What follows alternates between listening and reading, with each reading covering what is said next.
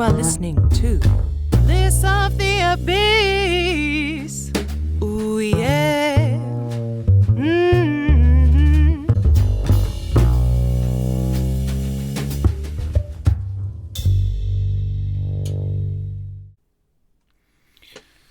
Willkommen to the Bliss of the Abyss, the 95th episode of the Bliss of the Abyss, started all the way back in March of 2020, amidst the chaos and mayhem of the first lockdown and smouldering ruins of a once glittering career. I picked up a Zoom H4n microphone and spoke those first words, hello. Don't know what I said actually, but that's how it began, that's how this podcast began, and this is where we are now at episode 95. And over 2 years later, goodness me, doesn't time fly? Or not, or does it? Feels kind of like time doesn't fly anymore. But then when you check it, time has flown. So it doesn't feel like it's flying until it already has flown. Hello! As you can tell, I'm in a bit of a silly mood. And that is the perfect vibe for this episode featuring my very good friend and friend of the show, Nils. This is a bit of an insane one. I was in a very giggly mood when we recorded this. It was quite late and we chatted for hours. This is actually an edited version. We even carried on chatting after we cut the mics. So this is a trimmed down version of a longer chat, which covers all sorts of topics, from medical malpractice to piss collectors, from Swedish philosophy to having 4 nans. I mean, this is a wild ride. I think it's probably one of the best episodes I've ever recorded. Certainly my favourite one with me and Nils. And I'm going to call this episode, They Call Me the Wasp. And if you stay for the final story, you'll understand. But in the meantime, it gives me nothing but great pleasure to welcome my dear friend back to the show, Mr. Nils Ennis.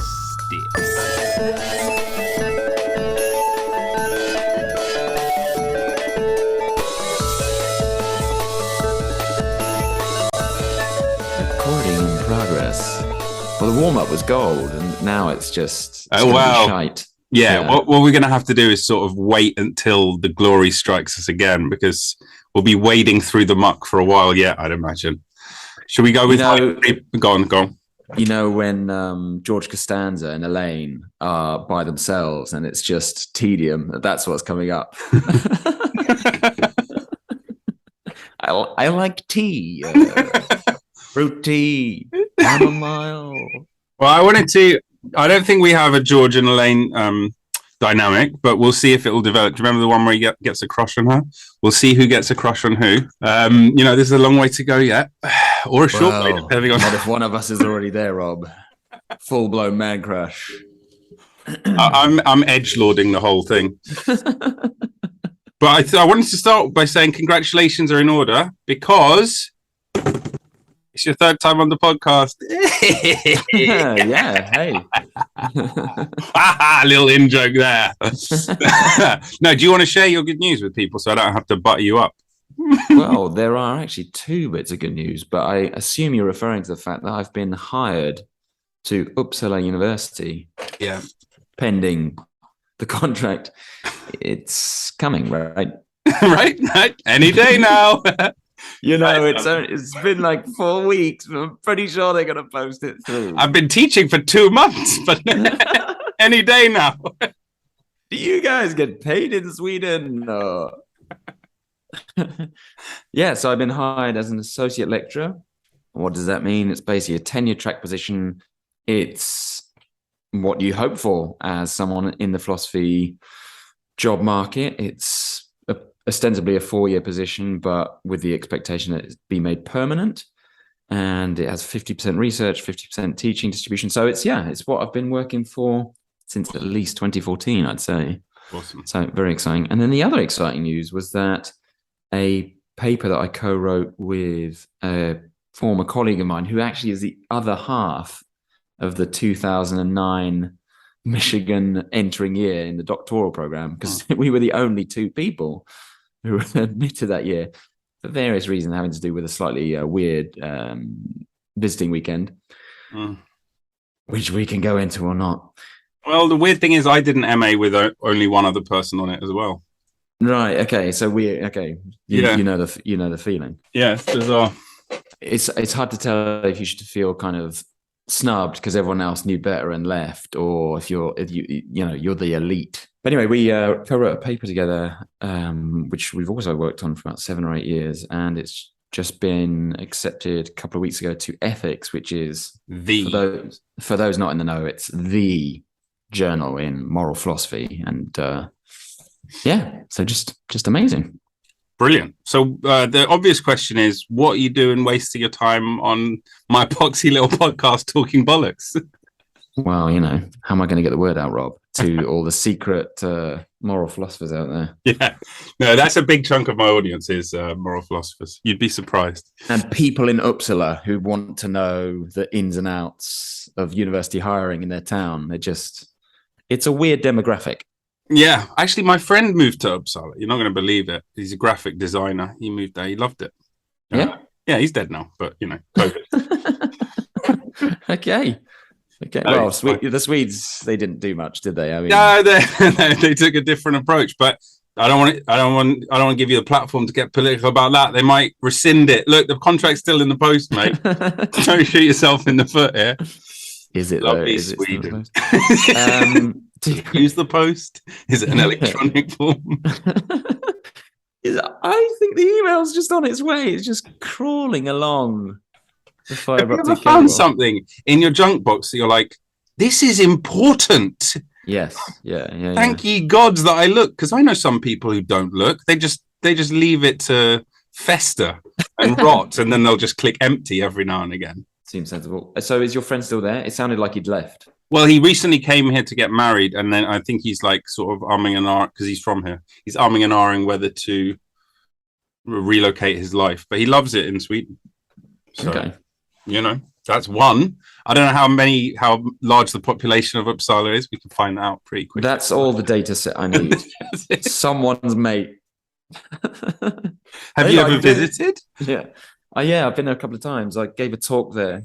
Right. I seem to remember a few years ago you were angling for a similar job in the same town.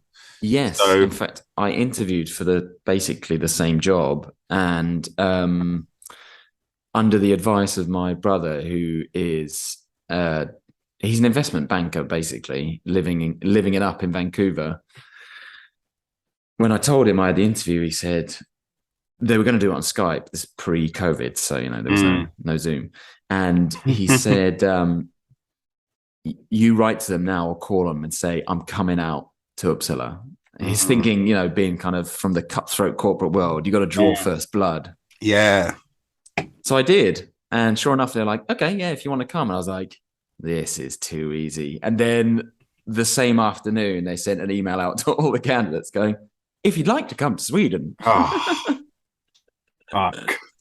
So now I had no advantage in the application, and now I was just the dick who was wasting their money flying people out and putting them in hotels that they could resent. It was, if anything, they probably were like, you came, Mr.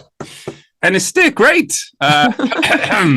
Had to get dressed for this one. Couldn't stay in my pajamas. Nice to see you. No, but you know what? Probably laid some groundwork such that when it came back around again, you were like, "It's me via Zoom this time. Remember me?" They were like, this dickhead again. Fucking hell. Money pit steer. You won't believe who we've got on it. Come here, Bjorn. Have a look. You reveal in the call, you're like, I know we're doing it over Zoom, but I did fly to Uppsala just in case. I'm just a few doors down if you do want to meet. But it's okay if you don't. We don't. The bliss of the abyss. Do you ever... Because I imagine that the pool of aesthetics philosophers is fairly small on the earth, even though we've got, 8 billion people? Probably not that many aestheticians. Do you run into the same people on the job circuit out there? Yeah, well, you would if you got interviews. Sort of. It depends, because if you apply to the US and you apply to Europe, you get a slightly different pool, because not everyone is willing to, like I am, to move their family across oceans to make the dregs of their career live up to some shadow of a dream. But yeah, basically you sort of do. Yeah. But obviously in this case, I didn't run into anyone because it was all on Zoom. But I did Zoom with one of the other candidates immediately afterwards to kind of swap notes and stuff. Yeah. Well, because we all know each other, like you say, not from the interview circuit exactly, but from the conference circuit. Right. And so you know most people. Did you call him up again? I assume it's a he. That's terrible of me. Did you call them up again after? It was a he. I'm also imagining, if I'm going to start stereotyping, that the pool might be largely male as well. But philosophy in general is about 75% male. Professional philosophy, 25% good. All male though, so take that, liberals. You should send them, I don't know their pronouns, an invitation to another Zoom and call it Notes Comparing Part 2.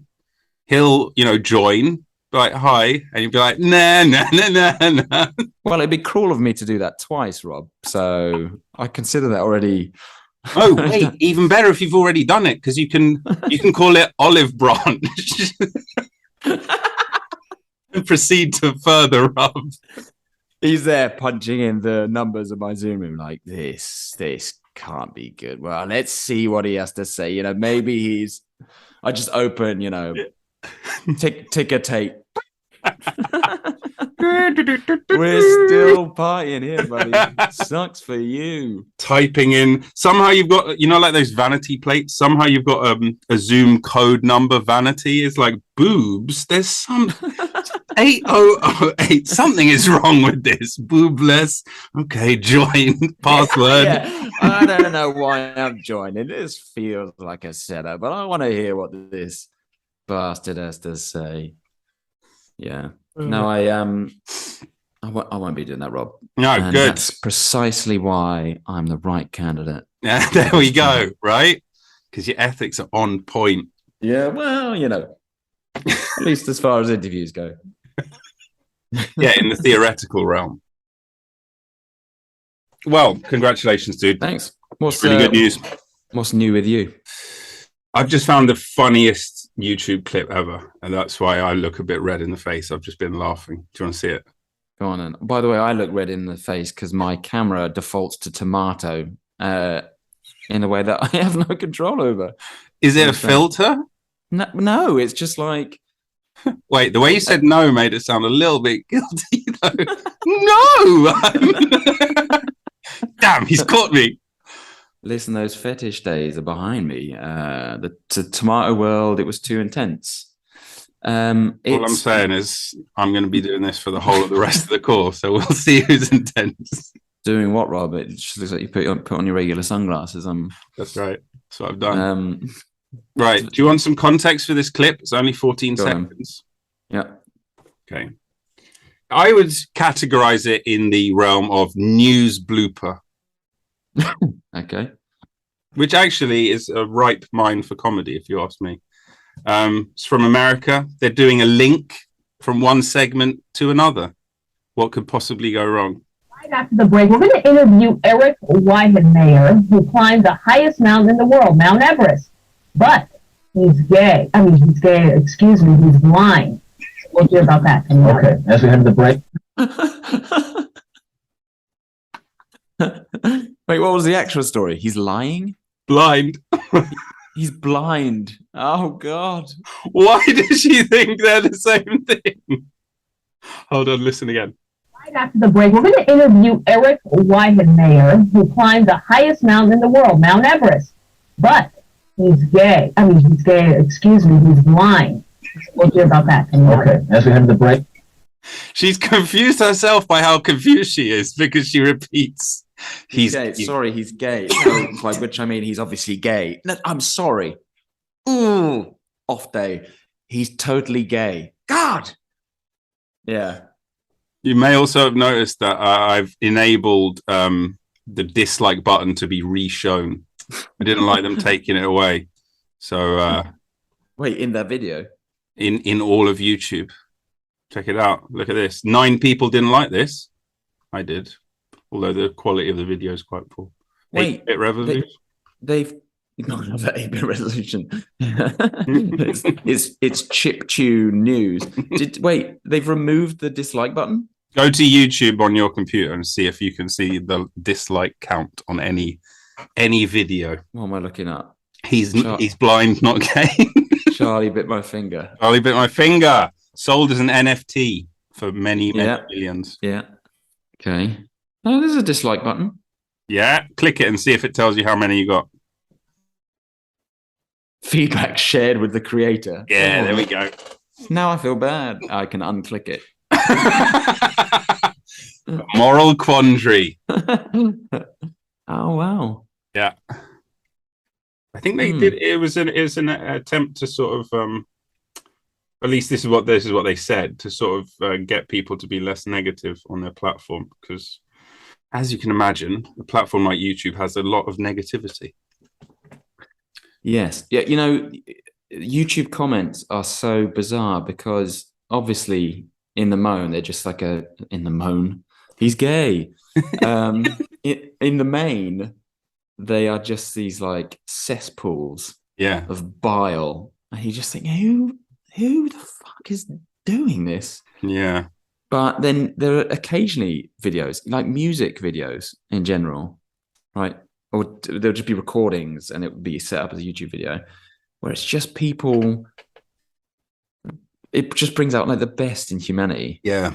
They're just there going, I love this song so much. Or this song is the one we danced to at our wedding. And I remember that, or my father died last year and this was his favorite song. And there are always these really touching things. Yeah. My favorite comment sections are the brown noise videos. Wait, as in, am I guessing right, the fabled brown note that when you hear it, it makes you shit your pants? No. So you're familiar with white noise, right? It's quite a harsh static. Yeah. Then there's pink noise. So if white noise is like, and pink noise is like, and brown noise. I'm sorry. Cut. You can't just make the same noise 2 times in a row and pretend you're gaslighting me. That was the same thing. No. Here's the first one, white noise. Here's the second one, pink noise. Totally different. Oh, I get it now. Yeah. Pink noise has a slightly less harsh kind of timbre to it. It's like deeper. In terms of frequency, it's a lower. Yeah, the lower frequencies are more prominent, exactly. There's not exactly a note because it's not like static noise is kind of harmonically simple enough to strike a note. And then brown noise is like one even lower. So you're getting closer to kind of the sound of an aeroplane when you're just sat there, right? But if you go to the brown noise, it's because some people like myself put this on because they find that noise comforting or it helps them sleep or whatever. But if you go to the comment sections, it's just a bunch of people interpreting the noise, but in the most beautiful pro-humanitarian way you could imagine. This reminds me of sitting in the back of the car. My mum and dad are driving up front and I'm just drifting off to sleep, or I'm on my way on a holiday and it's the excitement on the plane. And there's like 50 different interpretations for this identical noise. It's just... Okay, let's try one. Go for it. Okay, this is brown noise. This feels like when you're about to fall asleep on a road trip. You look outside the window, see the night sky and the forest along the road, the faint glow of the light of other cars passing by. And even though the windows are closed, you can feel the chilly wind on your skin, a comforting silence, not too loud or too quiet. And then first reply, you're gay, you're blind. Yeah. It wasn't, was it? No. Yeah. No. The comments are all very positive, as you say. It's very interesting. And Let me read one. This sound is like wearing a comfy jumper and snuggling up beside an open fire, toasting marshmallows. This is like being on a plane when it's really dark and everyone's asleep. That one's quite to the point. To the point. Here's exactly the kind of thing I'm talking about. This reminds me of a memory. Can you be reminded of a memory? That's a good It's like question. a meta memory. I remember having a memory. This reminds me of a memory from the beach in Hawaii. Me just walking, looking for rocks and cool seashells. Those times were better. I wish I could relive them. I'd get to talk to my grandma that died a year after this memory. There is another memory, sitting in a hotel on the balcony, watching the stars, listening to the ocean, excited about the things I'm doing the next day. And it just goes on. Wow. It's amazing. It like draws out everyone's slightly crap Shakespeare. I didn't know about brown noise. So we got white noise, pink noise, and brown noise. Is that it? It seems like a rather restricted color palette, doesn't it? I mean, if your child brought you a painting using just white, pink, and brown, would you be thrilled, or would you be like, add a splash of green, son? Katerina, genitalia again. I mean, can we move beyond the orifices, please? I still don't know what the white one is. Do you really use? So you really use brown noise? Do you for relaxation? Yeah. Sometimes if I'm working or if I'm away at a hotel and no one else cares about what noise is being blasted in the room, I'll just crank brown noise. Yeah. And what does it help you go to sleep? Does it just help you zone out, or does it make you feel like you're in the back of a car? Kind of all of the above. You know, my least favorite point when I'm taking a bath is when I have to turn the water off because like the bath is full. And there's a palpable change in my mood. It goes from just to Yeah. No, now what? I better start draining it so I can pump the tap again. Yeah. I mean, our hot water bill is just through the roof. There's no cost of living crisis. Is there a cost of living crisis in Germany? Oh God, yeah. Oh, there we go. You've got to stop running your baths. Just close your eyes and listen to brown noise. That's much cheaper. Yeah, and it sounds a lot more pleasant than the sound of cash just slipping through your fingers, which is just unpleasant. I got a question for you. Hold on. You said before, can you remember a memory? Isn't that what you're doing when you have a memory? Isn't it that the remembering is the act of like conjuring back up memory? Isn't it? Isn't that all memory is? Yeah. But I would say that's remembering. Because if you remember a memory, it's natural to think that the memory is something remembered. But wait, wouldn't that be remembering? I remember remembering something. Wouldn't it be that as opposed to I remember a memory?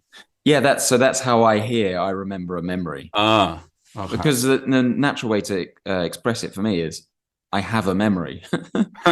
Not like, I remembered that I have a memory. Yeah. Because if you had to remember a memory to remember, then it seems like you're going to have an infinite regress of memories and you're going to have like, I don't know, some like Hebrew glyph order of memories, you know, in some infinite series or something. Totals all the way down. Yeah, it's memories all the way down. It never bottoms out in an actual event that you experienced. But I think sometimes memories are sort of it's a passive thing, and sometimes it's an active thing, right? So yeah, I'm remembering a memory. Yeah, I see. You can kind of like be struck by something and go, hold on, I remember this thing now. Or there's that thing which I'm sometimes good at, sometimes bad at, when you're talking to someone and they go, oh, and you go, let me just finish. And you finish and they go, I've forgotten what I was saying.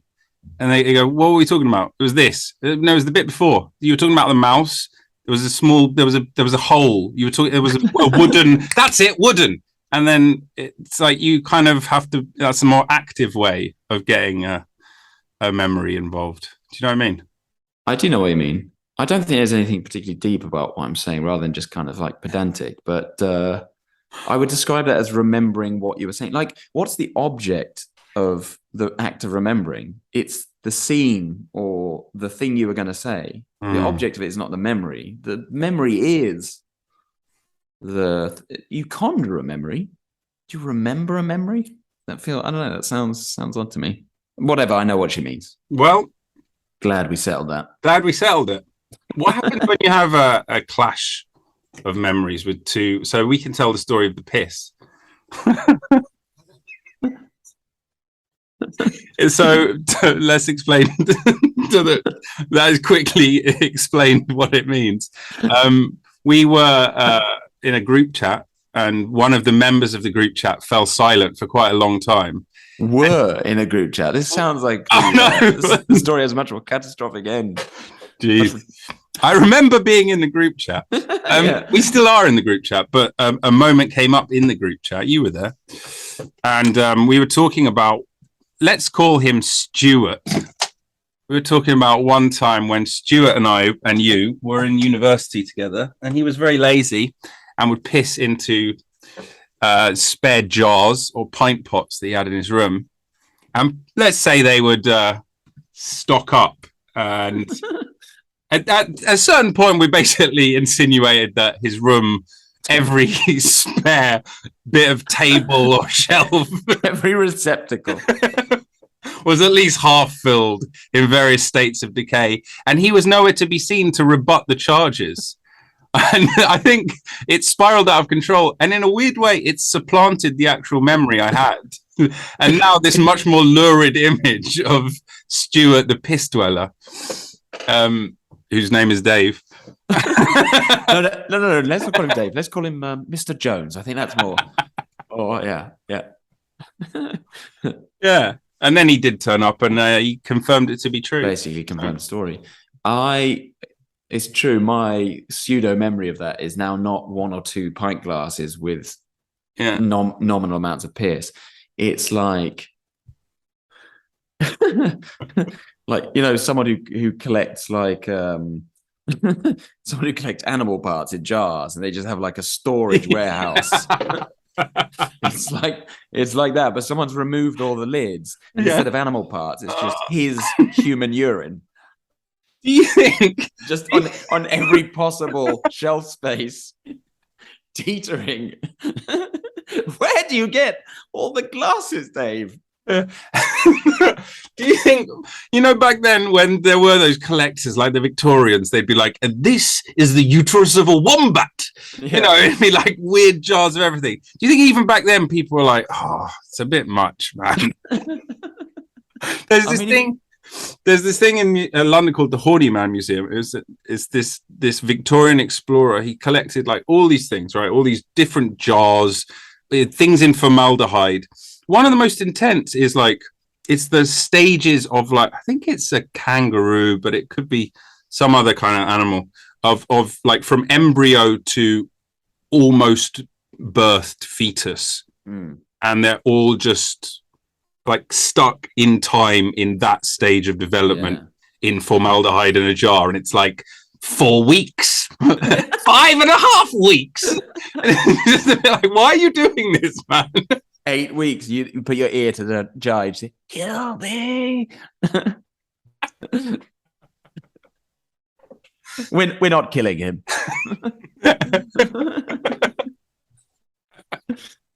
It would have been even funnier. By funnier, I mean deeply distressing, of course, if Dave had also given us tours of his collections. Here's one at 5 weeks. It's in a John Smith's glass. It's 3/4 full. It's pretty cloudy. Just in the back, I'm imagining us bidding for it 200 years into the future. This is disgusting, Dave, but I'll give you 50 for the Guinness glass at 7 weeks. 60 to the man in the corner. Do I hear an advance on 60? Yeah, Dave, don't take 60 for it. You'd be mad. 65 for the gentleman in the hat. And it's sold for 200 to the gentleman drinking out of the glass. Please don't do that, sir. Next up, this rare item where Dave drank only cabbage juice for 3 weeks. One of a kind, the only one left in this collection. The visuals are appalling, but the smell is really next level.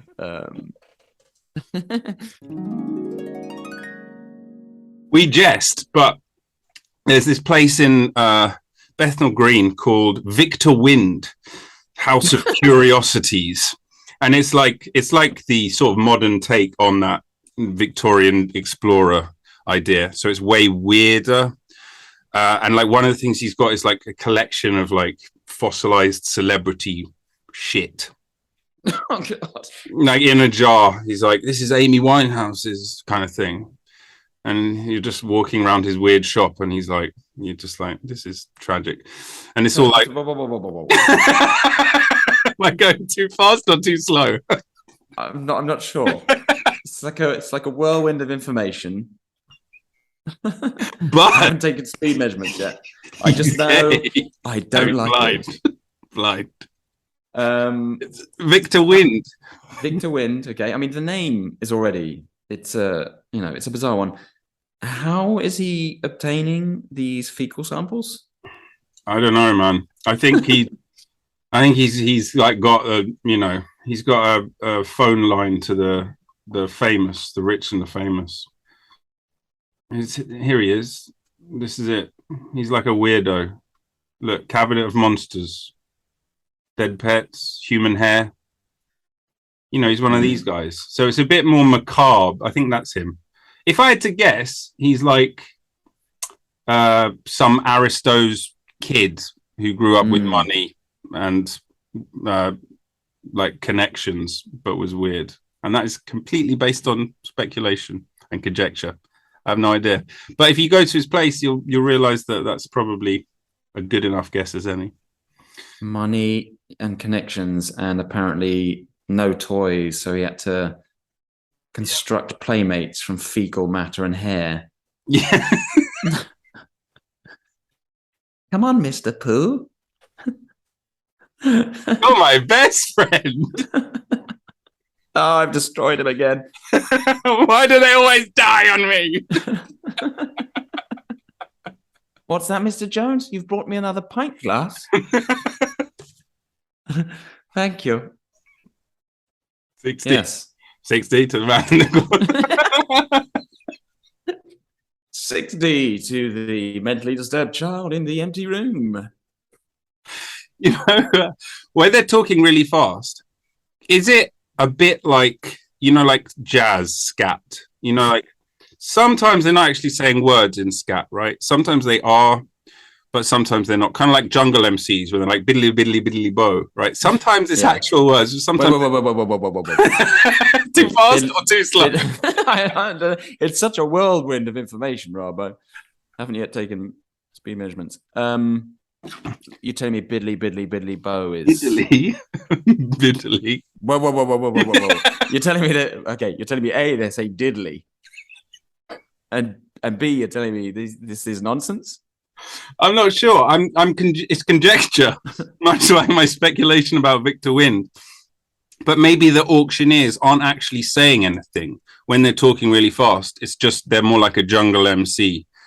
I think it's probably somewhere between the two. If the options are jungle MC and perfectly formed sentences, very fast locutions, I suspect what they're doing is a bit like journalist shorthand, right? Where in the same way that we truncate words in colloquial speech, because they're saying the same thing over and over and over again, and the demands of the job, it just gets like really.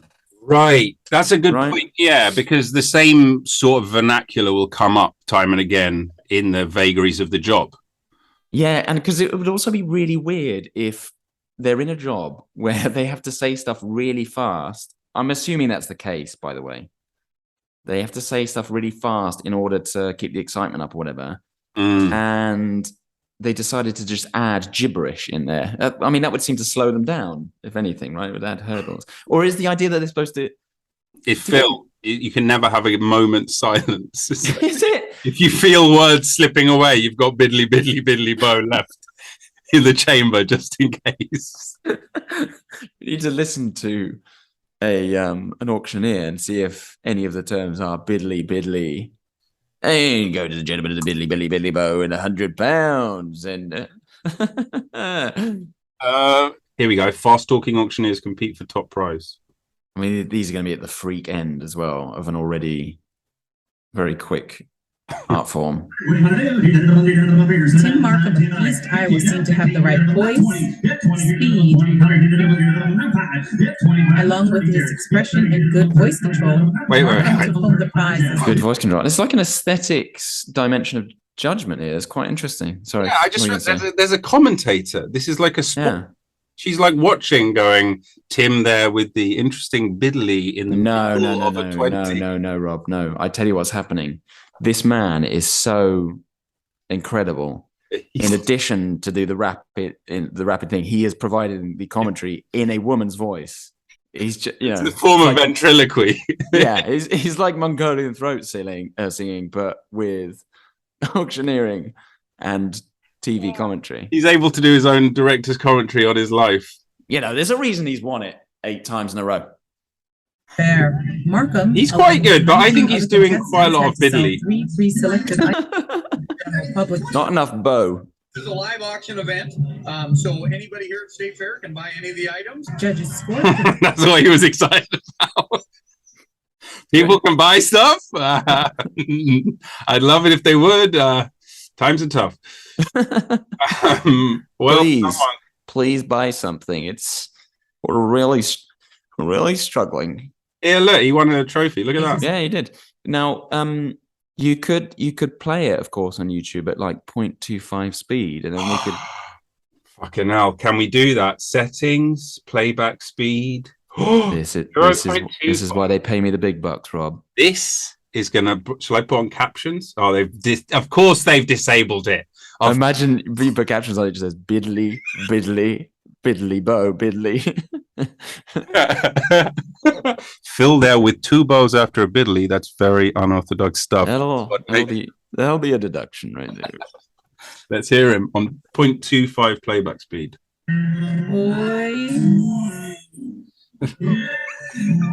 Wait. I'm not sure the audio is good enough on this one. I don't think this is gonna work. Apart from anything else, the commentary is making it an extra layer of difficulty.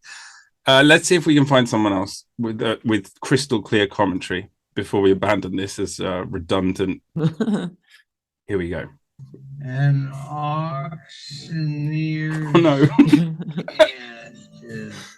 It's like I'm stuck in now. Yeah.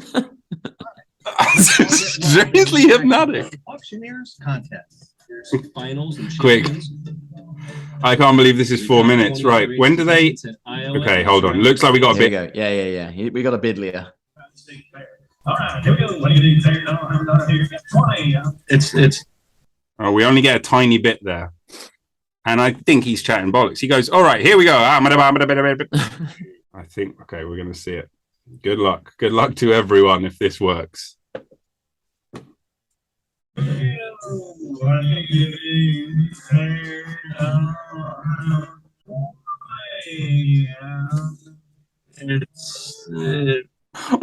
we doing? I understood it, Rob. You know. I just realized as well.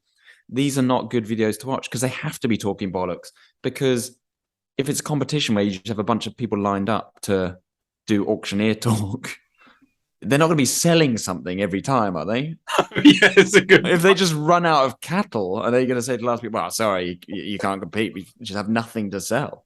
They might have a few jars of piss rounds. Could we get the Davey Jones collection? Should be at least 3,000 jars and pint glasses in various stages of development, shall we say? Imagine the poster, 25th annual cattle auction. And piss. Supporting act. Davey Jones jars. And a wink emoji. Jars, Davey's jars. It's a good point though, because what could he possibly be saying? He's not selling anything. Yeah. But there is those competitions. I think it's in the US where they have debate.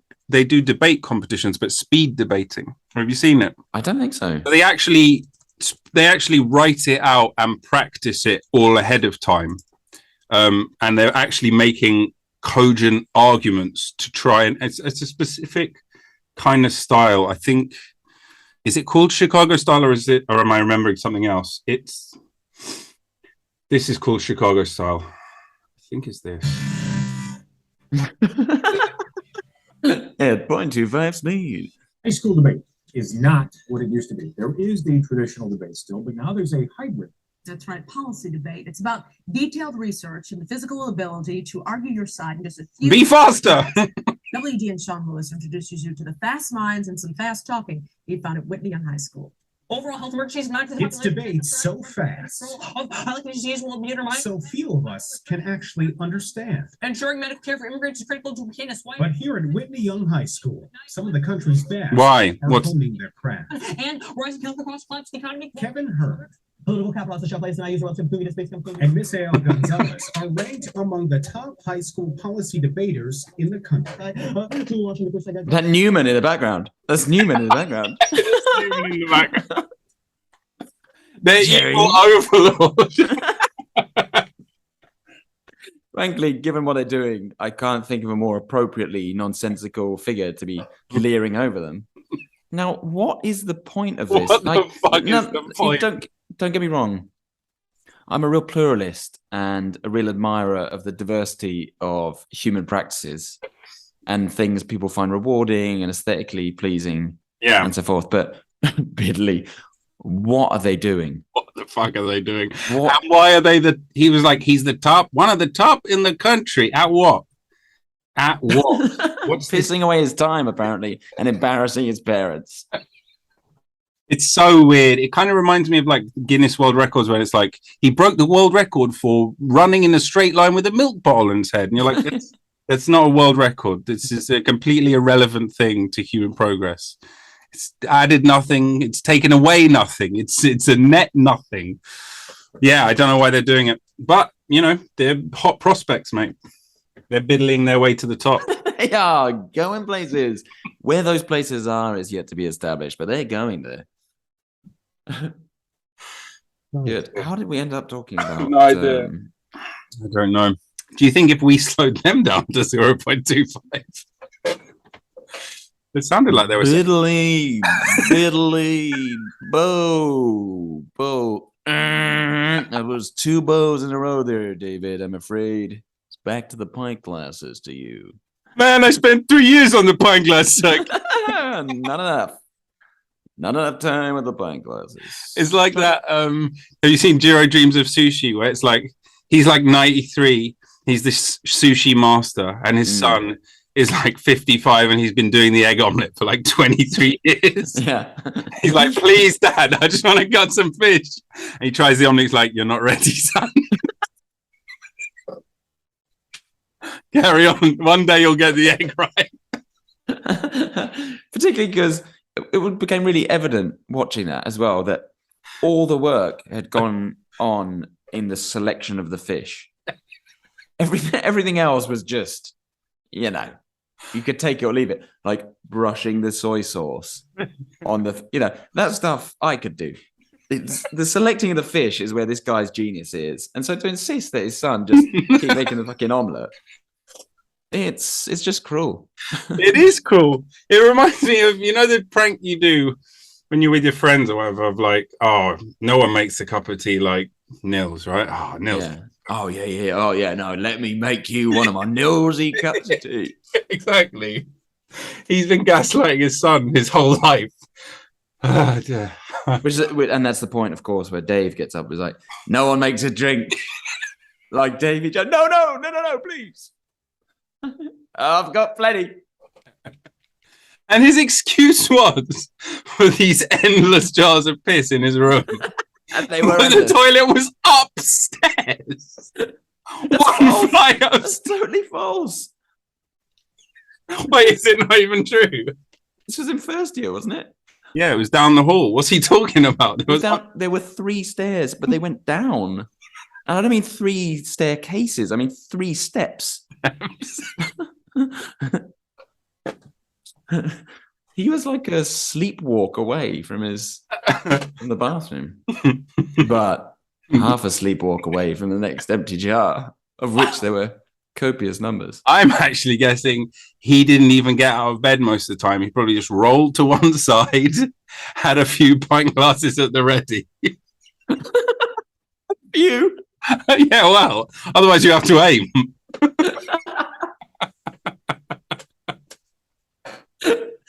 I was imagining because he wasn't sure how much fluid he was going to pass. So I imagine him laying down, turns off the light, looks over, he sees 3 solid pint glasses. He's like, just get out of 4th. You never know. A cheeky half. God forbid I have to walk down those 3 steps. Oh my God. Poor Dave. Sie hören gerade das Glück des Abgrunds. Wow, wow, wow.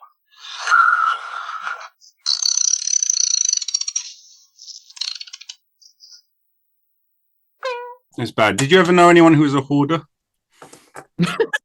Dave Jones. Wait, his name's Stuart. Don't forget.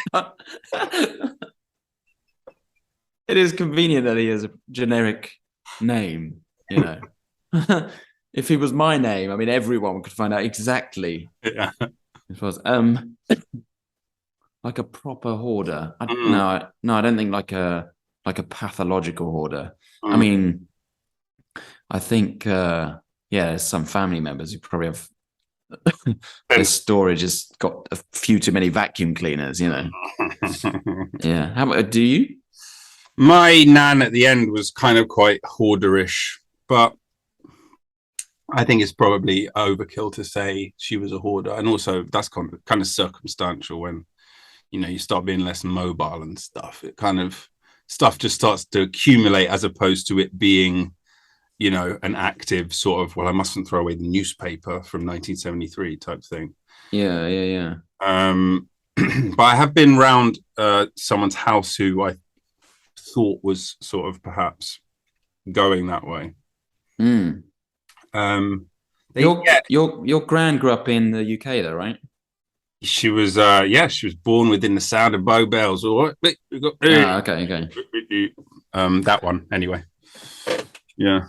Because I was wondering if connection to the Second World War, because of course lots of people who survived the Holocaust, I have read, developed hoarding habits because that was how you survived. Yeah, no, she was too young for that. Definitely tracked. Yeah. No, she's the. How many nans do you have? 4. She's the British one. British Jewish though, to be fair. But you get 4 nans, don't you, in your life? No. What do you mean? You get 2? You get 2. Yeah. Oh yeah, you get no. You have 4 grandparents. That's why. Well, it's the 21st century, Rob. That might mean you get 4 nans. You left me hanging for quite a while there. I was thinking, 4. That's right. Well, I was going to correct you, and I was like, there was a wave of cowardice came over me. I was like, I'm going to look like a fucking idiot if it is 4. You won't be like me, plow ahead, don't worry about it. Yeah, definitely 4. And any listeners who are there kind of scratching their head going, 4? I only had 2. It's like a small, even number. That sounds about right. The other one was Irish. Right. But you can pass that stuff down, can't you? This is a bit of a right turn. Because there was this person arguing about genetics, and then that's the only way stuff was passed down. But then they were telling me about this rat starvation study, and then there's more cortisol when the mother's pregnant, and then that is passed down, and that's epigenetic. That's not genetic. And then I thought fascinating. And then I read up about. Do you know about the Minnesota starvation experiment? I don't. This is really cool. It was around 45, I think. It was right towards the end of Second World War, and it was this person who'd actually invented, this doctor. Let me see if I can get his name. But he'd been responsible for inventing the ration pack in the First World War. So responsible for sort of saving a lot of people's lives. And they were realizing there were a lot of people. Ansel Keys, that's the doctor. That a lot of people were in these terrible starvation conditions. Some concentration camp, but also prisoners of war and all kinds of things like that. And that they were going to need to study how to bring them back, because they'd obviously experienced that thing of like, if you give people who are on the brink of starving to death as much food as they want, they will eat until they die. I can't remember what the name of the condition is, but there's some kind of thing where it's an overstimulus and your body can't handle it, and you die from engorging yourself. Yeah. So this study was like this year-long thing with these volunteers, and they were all conscientious objectors to the war, but they still wanted to do their bit for the country. So they were, you know, in and about the city, and just I can't remember how many calories they were on. The first rehabilitative 24-week starvation. They were on like a ridiculously small amount of calories, and they tailor it for each person so that if you weren't losing weight, they take away some more of your slices of bread. Right. And they found out some amazing things because of it. But it's this really controversial thing, because lots of the things that we understand about like body's response to like storing fat after a period of starvation or feeding windows, a lot of the terminology, cycles and intermittent fasting, a lot of that terminology all comes from this experiment. Right. So saying the interesting thing is that you wouldn't really be able to replicate it today because it falls foul of all kinds of ethical consideration. But the subjects were at least willing volunteers. Yeah, willing volunteers. That's right. Yeah, which, you know, in the context of, when was this? In the 40s. Yeah. Right. In the context of 40s, United States, I'm guessing. Yes, that's right. Minnesota. Yeah. Minnesota, you said, right? That's. Yeah, I mean, say the medical standards at that time were bloody awful. Well, that's the interesting thing that the person was saying. I agree, right? Because there's the Tuskegee one, don't you? That's like, I do. I live down the road from Tuskegee. Yeah. Yeah, right. Exactly. That's right. We talked about it before. Horrific breach of sort of, forget like legal, which it was, but like just ethical, moral, like breach of duty.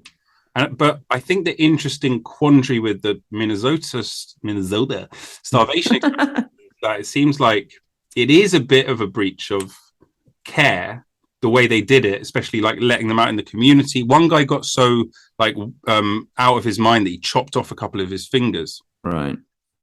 And by any like modern standards, this would not, even with their consent, this would not. No, yeah, I wasn't disputing that. Yeah. No. But the point was that the amount of good that was gained from it, this vast body of research, is like, it's on balance, like from a utilitarian perspective, there's no questioning that it was the right thing to do, but it wouldn't be able to happen now. And sort of like, how do you square that with all of the positive outcomes that came from it? Well, then we have to do a deep dive into utilitarianism and all its counterintuitive results. Yeah. You don't. I know. I'm not going to have the answers either. I'll send you the link though. It's really interesting. You do it. Because one of the things that makes Tuskegee quite easy is that it wasn't just abhorrent what they did, allowing syphilis to run rampant through this community of mostly illiterate people who'd been duped into the study, thinking they were receiving care for bad blood, as they understood it. That all makes it really bad, but it was also methodologically just appalling. I mean, there was nothing that you could have gleaned from that experiment would have been even useful. It was just sloppy design. So yeah, it makes it easy. But, you know, suppose they had designed it more methodologically okay, would we say, well, on balance, we really learned something about syphilis? There would be something monstrous about that. Yeah. As it would, with the Mengele experiments with twins, or the lots of experimentation on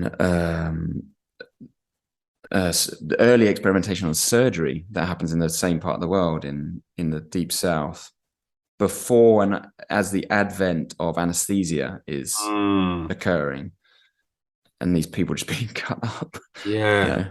There were certainly advances made there, but Marion Sims, I believe the surgeon, was gone. Right. I mean, isn't it the same story with there's a famous vaccine that was developed because the doctor injected himself with the was it pox? Was it the pox? Yeah, the cowpox vaccine. Yeah. Right. He injected himself, didn't he? He had to. That's medical history is sort of full of these people who have to put themselves on the altar. Yeah, Jenna, wasn't it? Really good. Yeah, that's it, Jenna. Yeah. which is why it's called a vaccine, right? Vaccine coming from the same root as vaca, Spanish for cow. I guess it's like a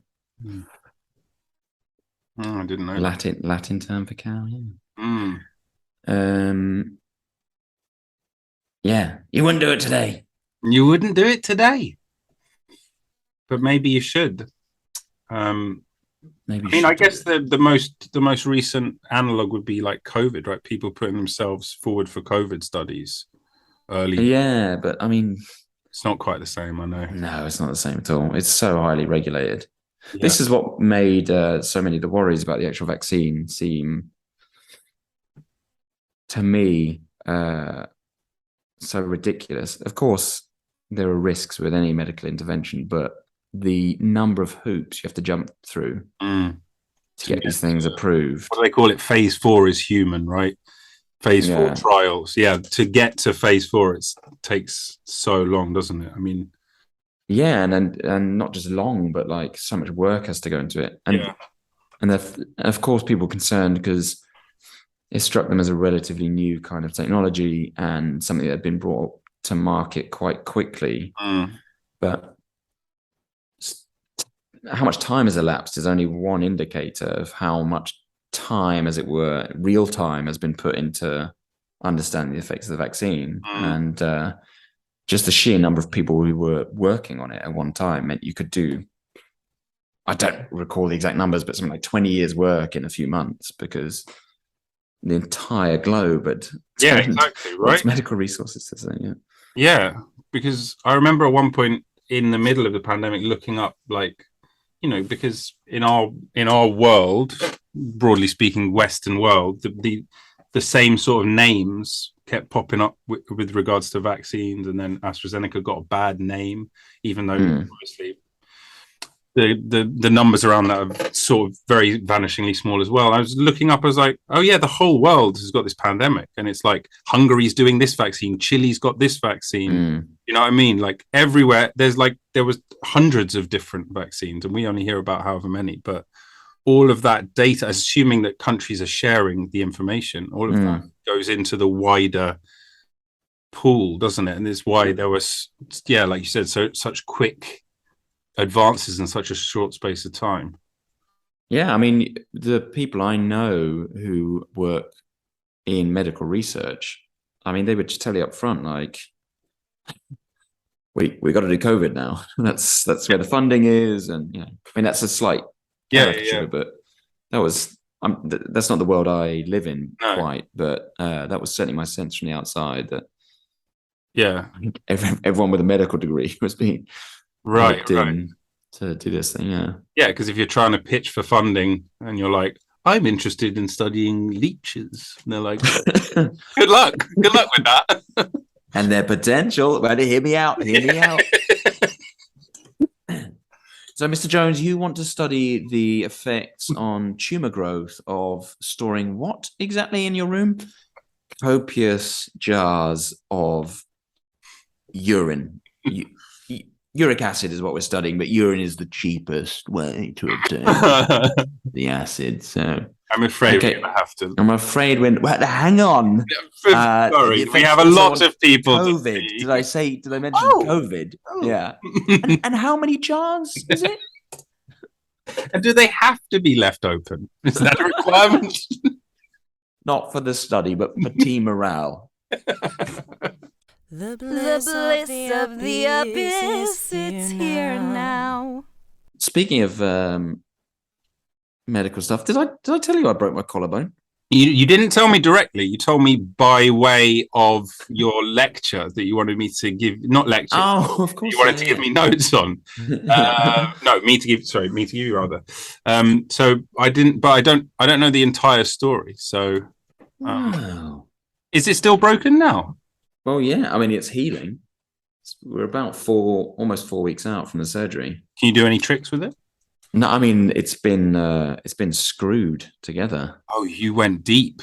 Wow. Oh, yeah. So what happened? It was a football thing, wasn't it? It was a football match. We were winning 1-0. Teammate played the ball through to me. It was one of those irritating passes that is equidistant between me and the clumsy defender. Through ball. He's pressed triangle. Yeah. So the team had pressed triangle, and I was tapping R1 to sprint to the ball.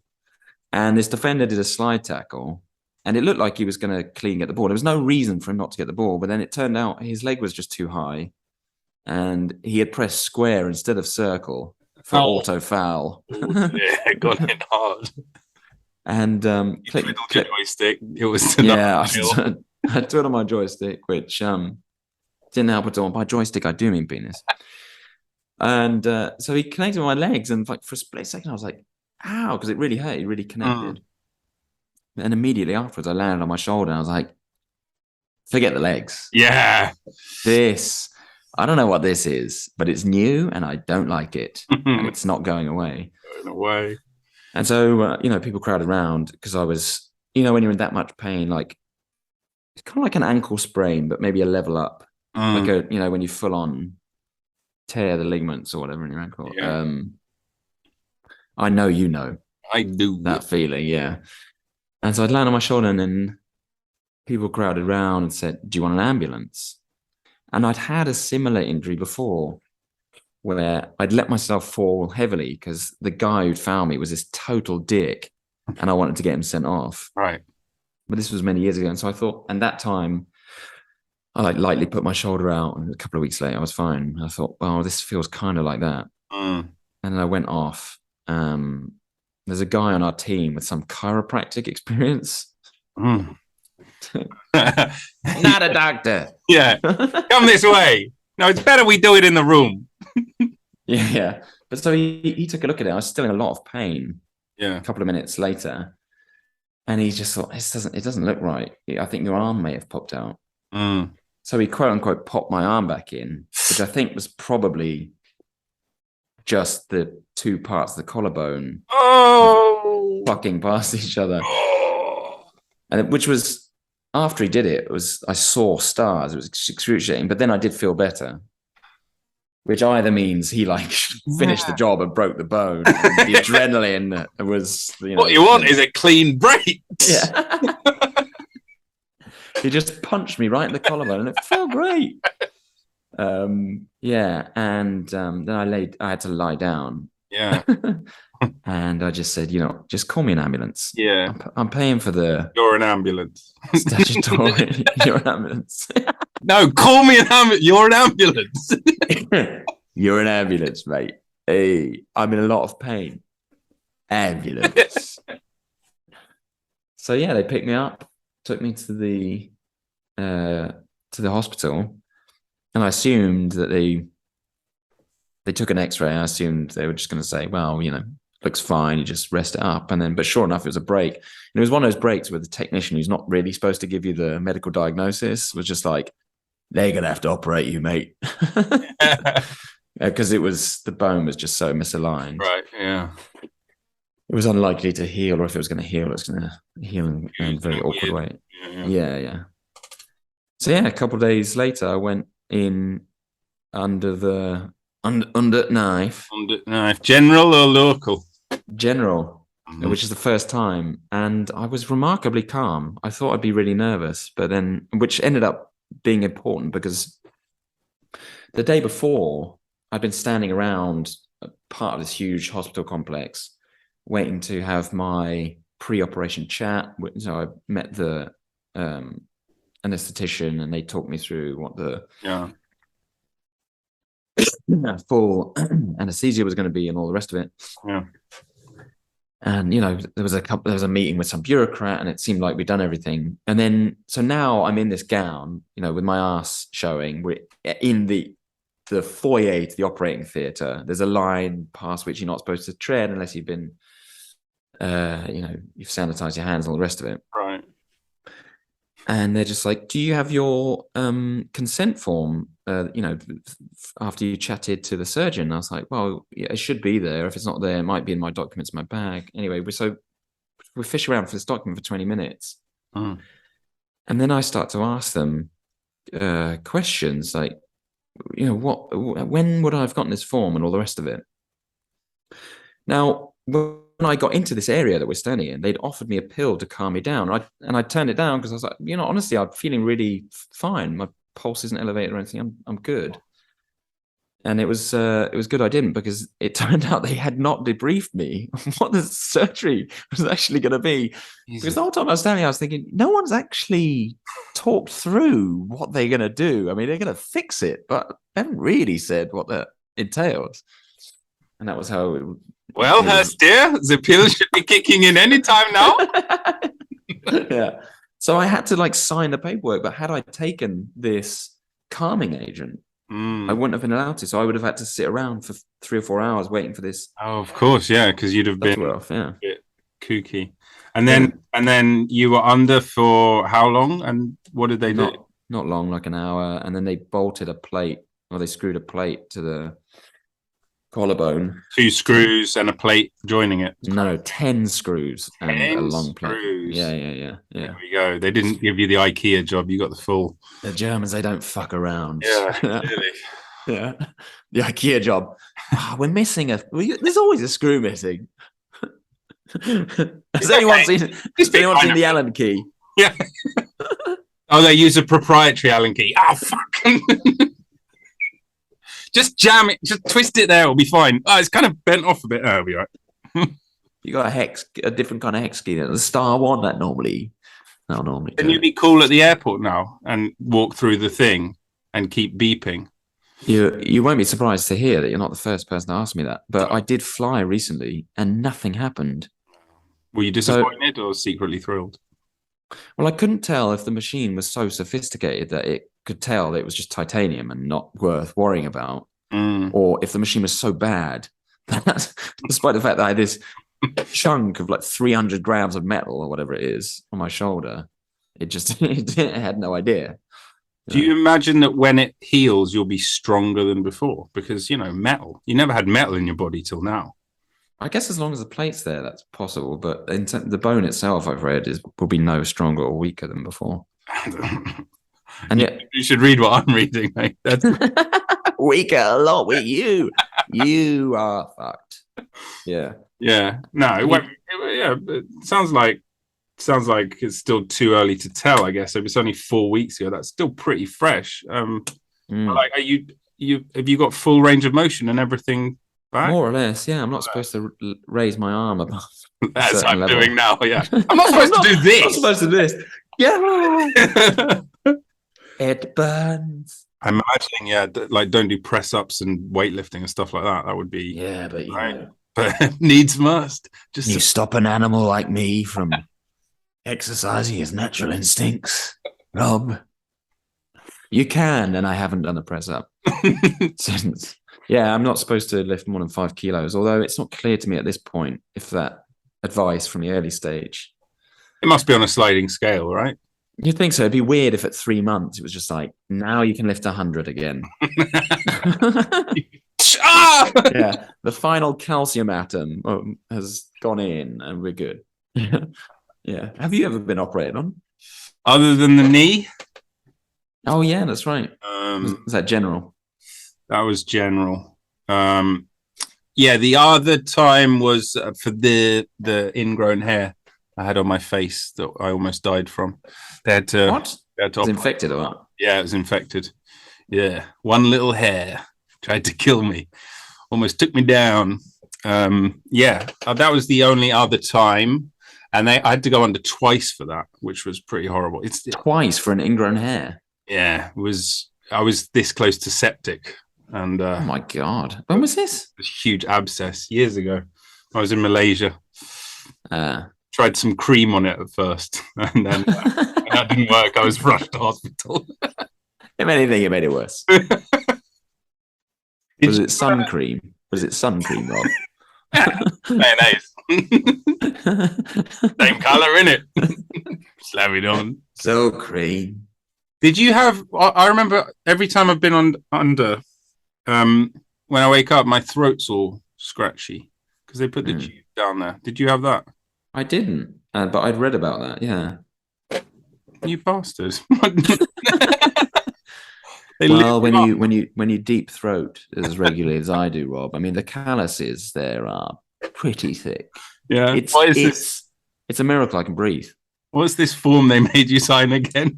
A lot of conditions on this. This is a very long document, Doctor. Doctor, I noticed in the X-ray you took during surgery, there's some kind of large, fleshy, cylindrical object just where my throat.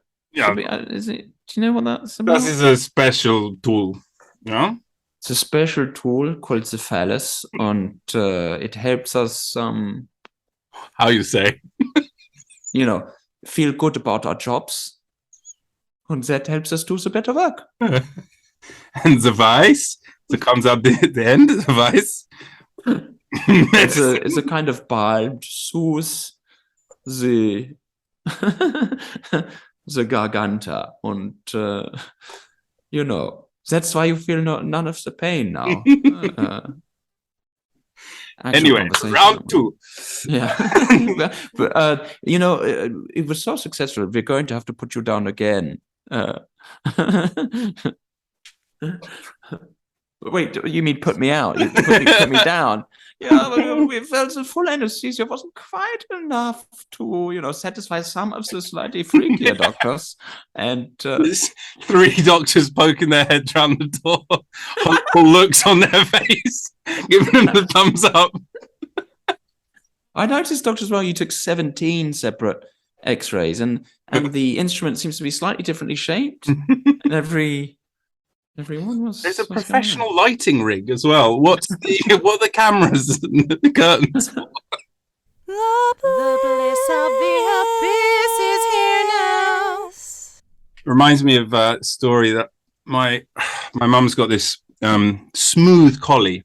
It's a type of collie dog. Wait, that reminds you of a story involving your mum and a smooth collie. Yep. Are we sure we want to? That's how I came to be. No, but she took him he needed a procedure. I can't remember if it was surgery. I think it was surgery. He'd cut his paw. They had to sew him up. He's quite rambunctious. So they were like, well, we'll give him a little pill to calm him down. So they give him a pill. And like 20 minutes later, he's still like, and doesn't seem to have done much. Well, we'll give him a double dose. So give him a double dose.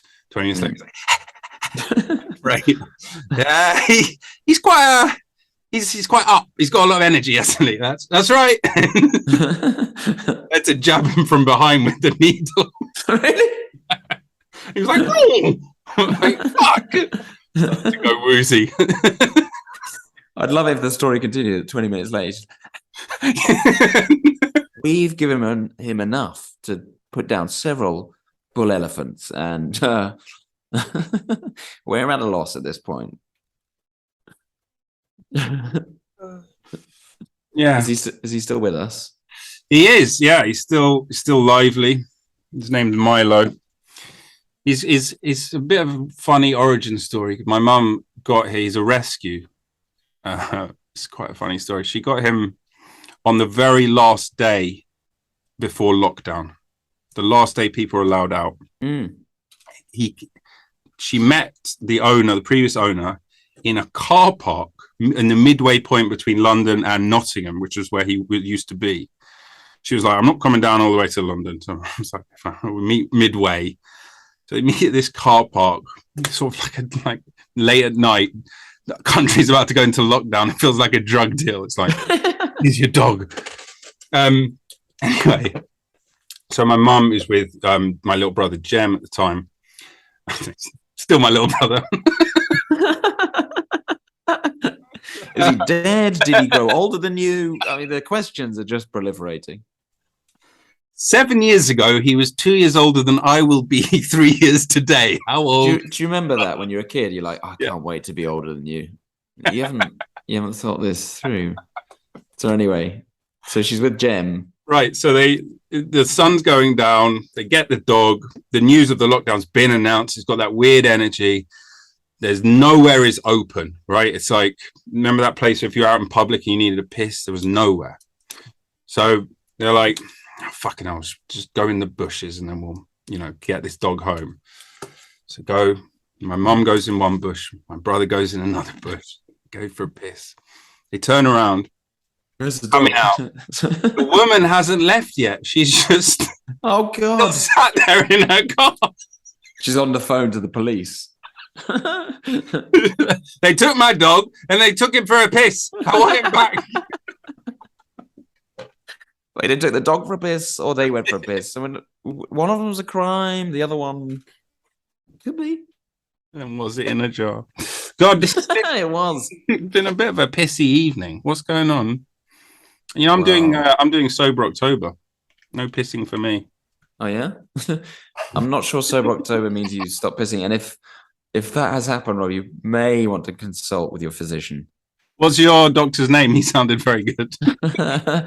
Actually, my Hausarzt is called Roland Uhlig. Ooh, you're on surname terms with him, huh? First name and surname. First name and surname terms. Yeah. And he's kind of like he's not a silver fox exactly, because he's not good looking enough, but he's he's pushing that age, bit kind of 3-day stubble, kind of world-wise, doesn't take medical complaints too seriously. I remember the first time I went, he was like, "You can take the mask off. You're gonna have to confront the disease sometime." I thought this seems to contradict all the expert advice I've heard. But when I was there to get my collarbone checked, I was saying, they told me I'm not supposed to raise it above 90 degrees and all the rest of it. He's like, they always say don't move it. You can move it. It's fine. But then he was like, but, don't raise it above 90 degrees because that does put too much of a burden on the bone. And I thought, fucking hell, if Roland Uhlig is telling me not to raise it above 90 degrees, like, I probably shouldn't do that for a couple of years. Because this guy... It's probably more like 60 degrees. Yeah. I'm just not going to move the arm. Yeah. It's like, gotcha, Roland. Now bind the arm to the body forever. Just lop it off, cauterize it, good to go. I hear you loud and clear. At which point he'd be like, don't bother cauterizing it. You'll live. Is this really what he sounds like? He's a gruff East End bloke. Although now I think about it, it's sort of not East End. Yeah. And he's German. Germany doesn't have. Germany has regional accents. Yeah. But it doesn't have quite as class determined accents. There are like sloppier ways of talking, or whatever, that will out you as as a prole rather than an aristocrat or whatever. But yeah, it's less in the accent; it's more in the vernacular. Yeah, exactly. Yeah. And so the only thing that comes close to that really is the regional thing. But even that is not as class, as kind of indexed to class as it is in the UK. Like if you have a northern accent and you've still gone through the university system, and still have a northern accent, there's kind of like an assumption, like, well, it didn't take. He's not really one of us, Gave it a go, but he's still northern. Yeah, and you don't have that quite to the same extent. And the kind of effort to wash the regional accent out is not quite as pronounced here. Anyway, so what would he sound like in English? Yeah, he'd probably sound a bit like that. Yeah. You don't want to move it too much, but I had the opposite with my knee guy, because they were like, after it all healed, they were like, right, do you want to do the ACL now? And I was like, what do you mean? It's like the equivalent of going back under the knife for another procedure. I was like, why didn't you do both at the same time, you fucking bastard? Wait, what? So while they were in there, they were like, ooh. Yeah, they know. This is a dumpster fire. Yeah, my knee was a fucking dumpster fire. Exactly, well put. So then I went back for the final, as I thought was going to be like the final sign-off bill of health. There you go. Well done on your physio. He was like, round 2? I kid you not. And I was like, well, I don't know if I really want to do another year of surgery and recovery, because it's a really long recovery on the knee. Yeah. And I was like, what would you do? He was like, how old are you? It's like, haven't you got my file, doc? Sorry, who are you? This was for the breast implant removal, wasn't it? 60. Excuse me, I just need to take a sip of this drink here from one of these jars. It's like, how old Dave? So I was like, well, I'm 37, was it? 36. And he goes, well, if you were 10 years younger, I'd say definitely get the surgery. And if you're 10 years older, I'd say definitely don't bother with the surgery. But you're a liminal case. Yeah. I was like, you are the expert. Are you telling me just go with my gut? Like, you've been through all of medical school. You've been a practitioner for years. And your advice is, what do you reckon, mate? Like, I don't know. Well, Mr. Neumark Jones, we wouldn't advise you to go with your gut because we did have a look at your gut. And if you were 10 years younger, we'd have you replace it. If you're 10 years older, here would be your bag. No, I don't want the bag. No. We've upgraded to jars now, and they always remain open, which is what makes them so fantastic. Isn't the glass quite fragile? Yes. But the smell is terrific. So, and it's a collector's item. It's a real collector's item, And if you ever want to open a kind of Victorian shop of curiosities, you're in, buddy. I mean, you're in. Medicine, eh? The marvels of modern medicine. Do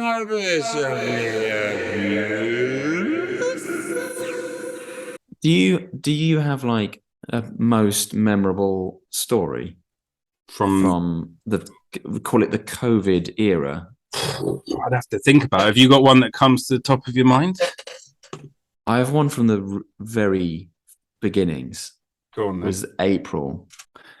It was April 3rd, and I know that because that's my eldest son's birthday, and he must have turned 4, and either we or his grandparents, I don't recall, bought him a pedal go-kart in racing green, as toys go, pretty elaborate. Yeah, that's pretty good.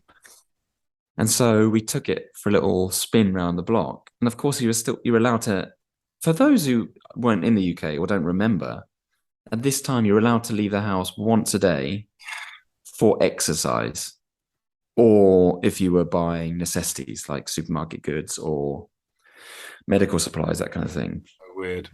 Yeah. But basically you weren't supposed to leave the house except for exercise. And we hadn't left the house that day. Now, we ended up going just around the block and into the cul-de-sac that was behind our house. And this woman who lived in the house behind our back garden, effectively, in this cul-de-sac, as we're tootling past her window, past her front garden, Casper's over the moon. Casper is my son. He's pedaling along with this go-kart. I'm kind of like pushing him along. And she opens a window and she goes, "Do you mind?" So I stop and I say, "What are you talking about?" But before I can really respond, she says, "You're jeopardizing the health of the community." Christ. And now, on the one hand, like at that time, we didn't know much about the virus, of course, but we knew it was a respiratory virus. It's not like this was the first cold or whatever. And she was basically asking us to like get the fuck away from her house, from which we were, probably.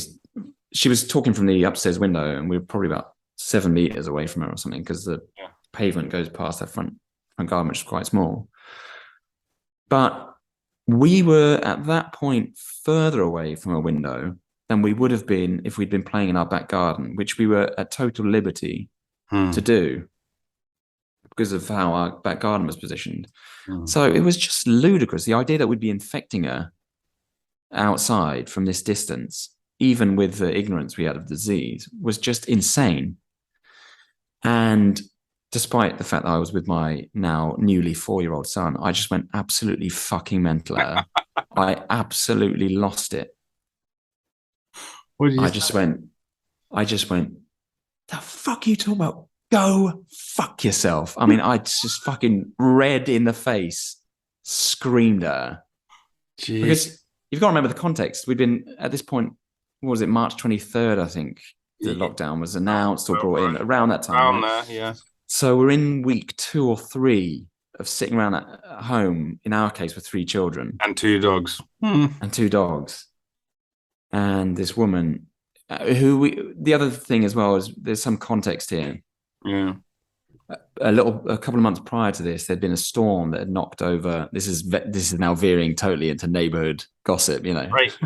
Well, the thing is, Mrs. Jones told us that that Gary at number 10 had seen the flowers and he cut them anyway, even though he knew they belonged to Dorothy. But anyway, so there'd been a pretty bad storm and it knocked over a fence that abutted the back of our garden. And a pathway that went between our back garden and her front garden. And so my stepdad basically just volunteered to fix it. It was total eyesore, and total eyesore for her because it's falling into her driveway and all the rest of it. But it's not really clear who owns that fence, right? Because of like the weird ways that the deeds have been carved up. But a fixed fence is better than a broken fence. Yeah. I mean, regardless of who owns it or who's ultimately responsible, absolutely fix it. Because I think technically the fence was the responsibility of our neighbour who owned the pathway or whatever. That's not important. Yeah. So he's volunteered to fix it. He's fixing it. And while he's fixing it, my kids, who are just curious about what he's doing, they're on the road in that cul-de-sac, and occasionally they kind of go onto her driveway to have a look at the fence and stuff. And so he's doing her a solid, and she just goes, "Could you get your kids off my driveway?" Just like what? But like they were doing donuts with a tank or something, and just like they're a plastic bag or something. yeah. Could you not let your dog shit on the driveway? Like that kind of tone. So that was part of the context. So part of the context was set was that there's going to be nothing reasonable coming out of this person's mouth. Yeah.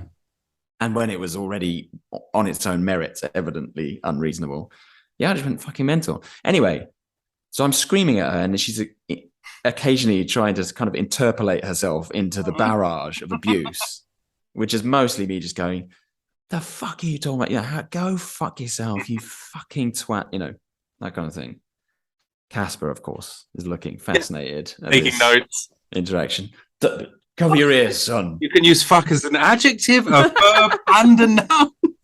I think I had an adverb. Did you use it as a preposition? Yeah. I really admired when he slipped into the subjunctive mood. I thought that was, poetry. After the tirade had abated, she's totally stunned. She was not expecting any pushback, let alone this absolute blow dryer. Which honestly, if she was concerned about getting COVID, she really should. I know, provoked me and elicited that response. But she just looked stunned, and then she just goes, "How rude." Which then became like mine and Casper's slogan for the rest of the spring and summer. Nice. Which was quite good.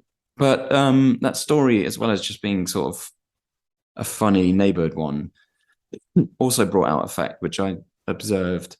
I don't know what your experience was like, but that the COVID lockdown rules, because they were so draconian and so unprecedented, there was a certain group of people that they emboldened. It kind of brought out their inner fascist.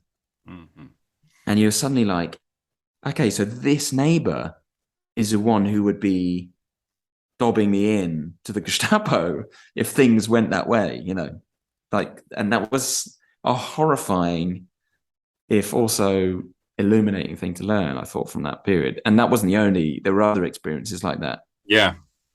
I remember reading about a news story that this one neighborhood in California where the local government had set up a hotline where you could dob in your neighbors for breaking violations. And, not for sort of like any kind of serious thing, just like I saw them out walking their dog kind of thing back when like, lockdown was total. Because, there's one extreme where I think I've told you before about my brother's housemate at the time who was like out partying and raving and stuff during the first lockdown. And mad. That is behavior where it's like, you really shouldn't be doing it. Yeah. Like there's that level. But like you said, there's that prurient upside to some people of like, I'm going to judge you and get you in trouble because you're breaking some kind of rule. No matter how sort of what's the word, arbitrary and irrelevant, actually, in this case it may be. Right, it's like my friend in San Francisco was like walking down the road and someone on the opposite side of the road, empty road, they had their mask on, they took down their mask and yelled, "Put on your mask!" Put on the mask and walked on, and they were, it's a completely empty road and they're just walking down it. It's like, yeah. I don't know. I think part of it is people not understanding how the transmission works and just acting out of fear. There's definitely an element of that, but that's being sort of a bit kind to them. There's also the fascist element as well.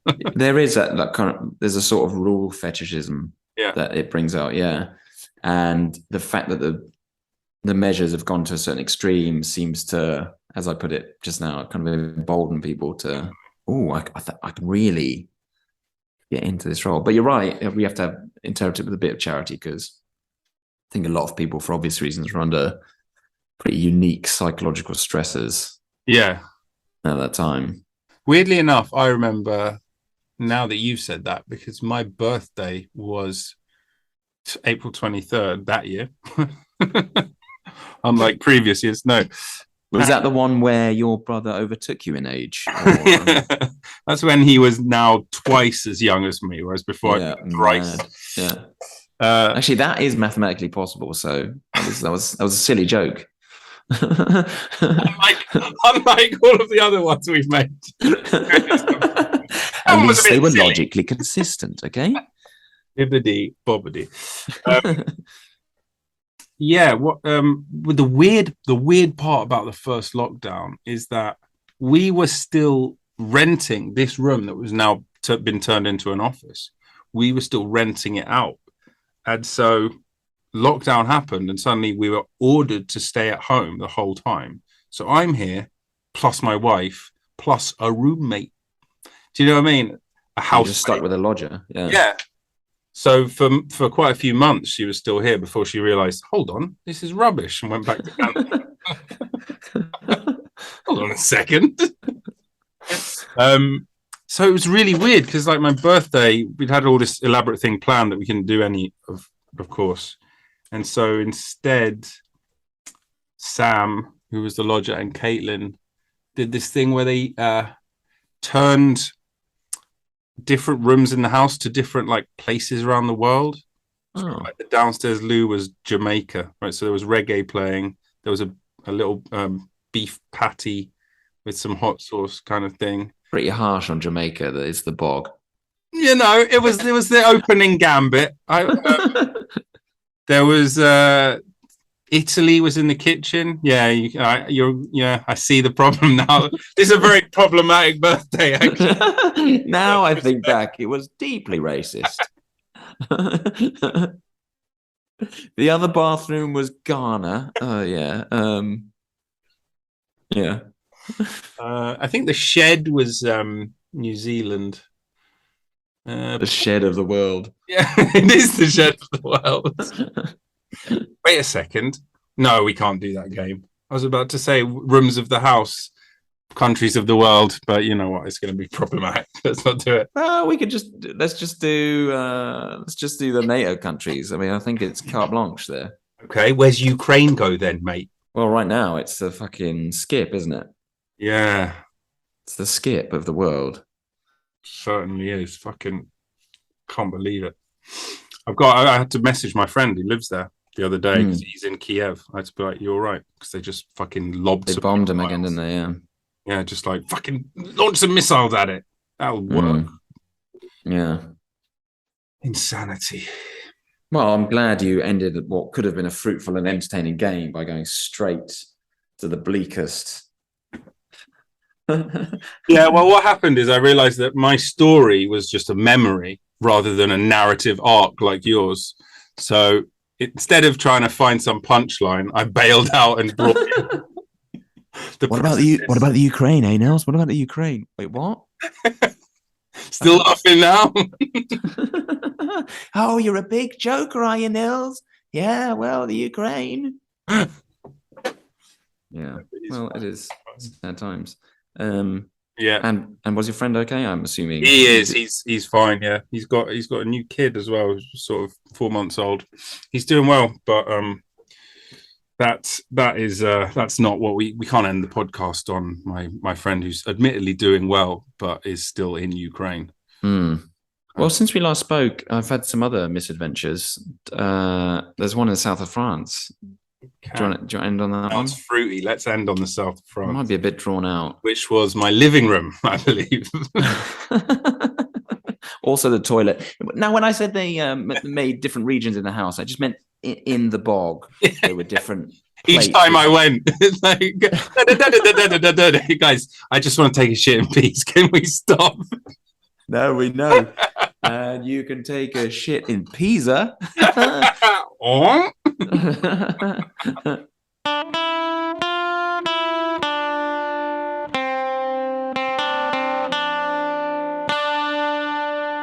Take me to the south of France. I'm going to eat a watermelon stick. So I went for a weekend because my very good friend, his mum had passed away a couple of months before, and they were there to spread her ashes.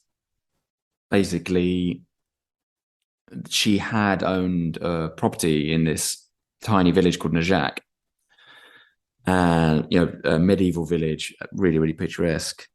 And so that seemed like the most fitting place, because she loved it, the most fitting place to go back and remember her life and remember what drew her there and what drew her to kind of, she didn't settle there exactly, but she had a holiday home there and all the rest of it. So, yeah, so, hot days in June, we get to Toulouse, we travel down to Neumark. It's me, my friend, and his brother, who we know each other from our high school days, basically. We have the day when we spread the ashes is glorious. We go up to the top of the castle turret. We recite some poetry. It's quite tearful. We spread the ashes. They don't just dump to the ground as you might. Yeah, they really do waft away in the breeze in the most poetic way. And then that evening we go to basically the one bar in the central plaza of this village.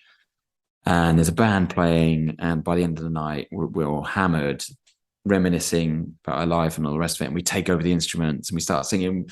Her name was Judith, and so we sing "Hey Jude," which was her favorite Beatles song, and some Pogue songs which she loves, and it's just glorious.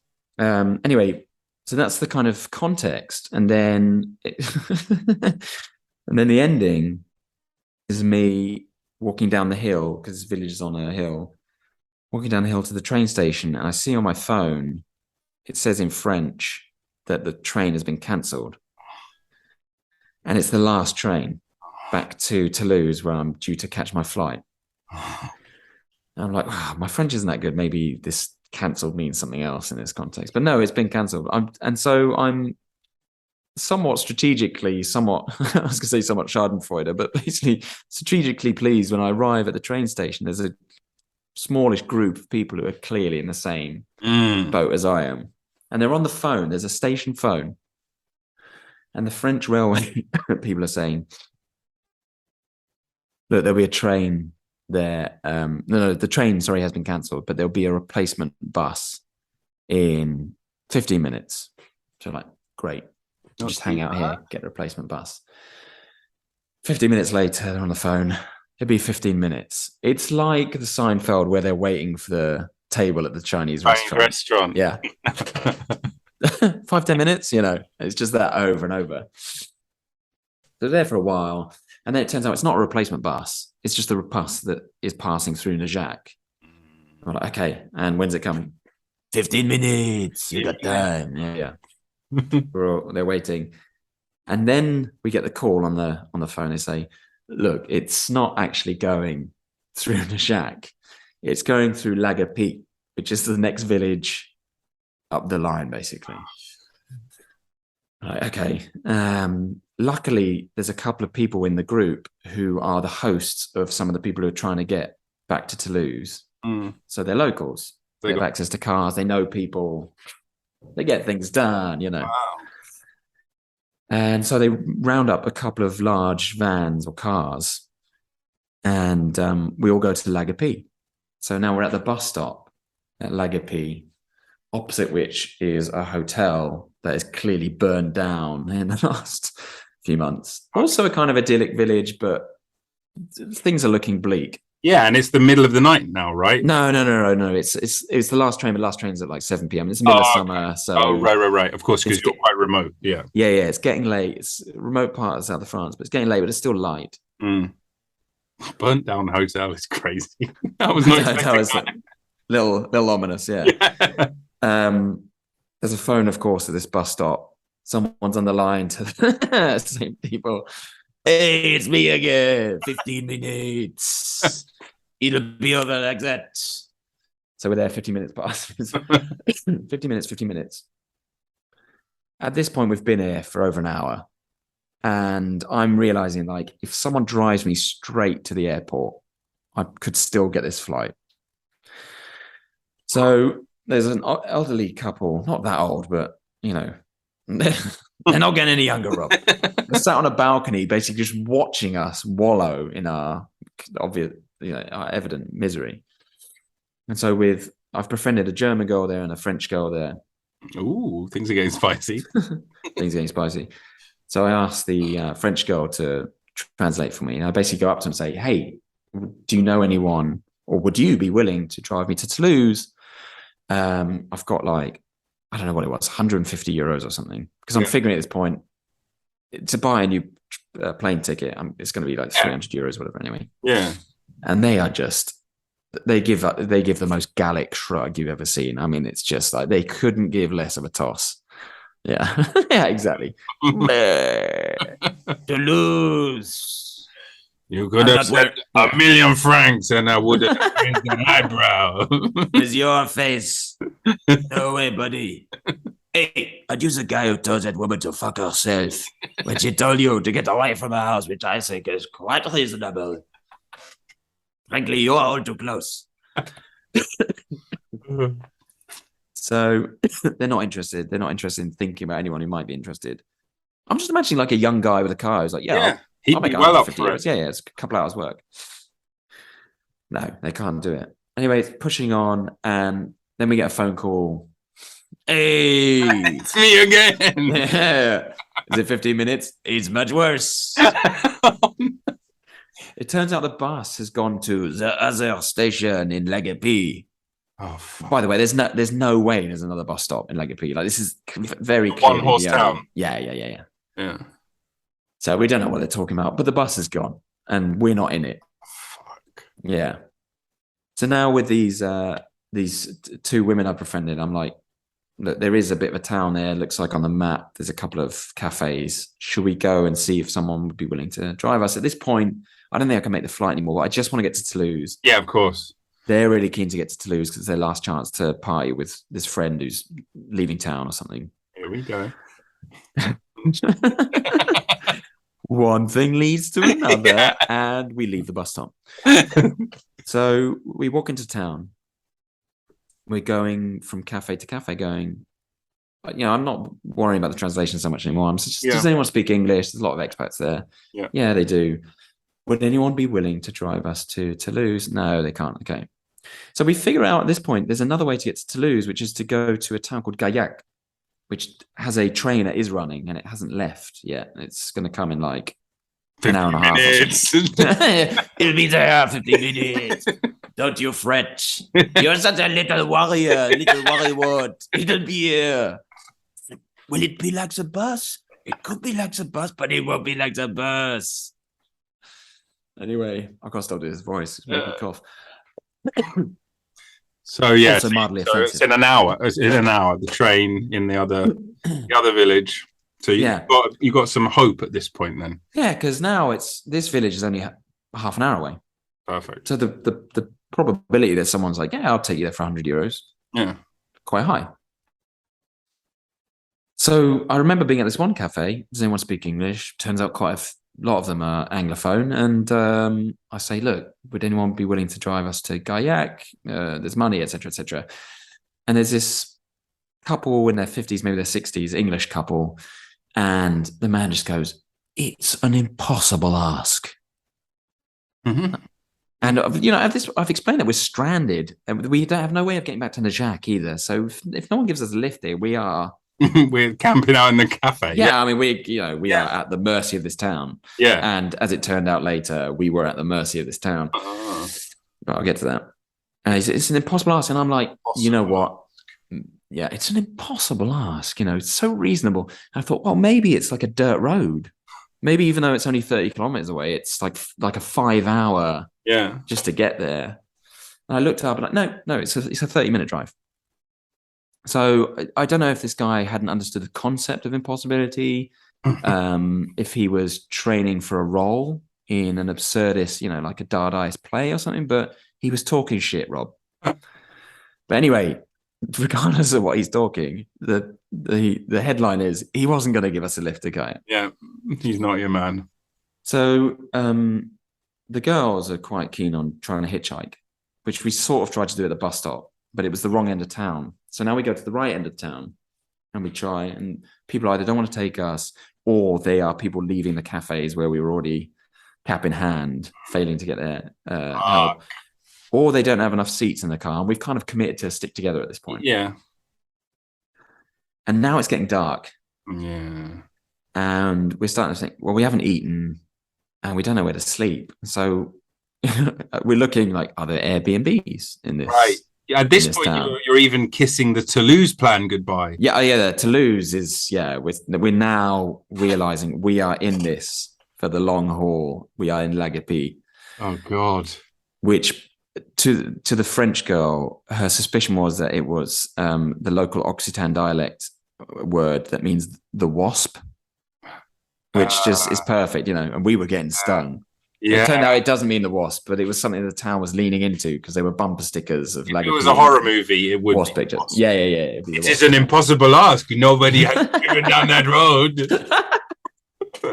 Well, how bad can it be? You would have to be bona fide insane to go down that road at this time.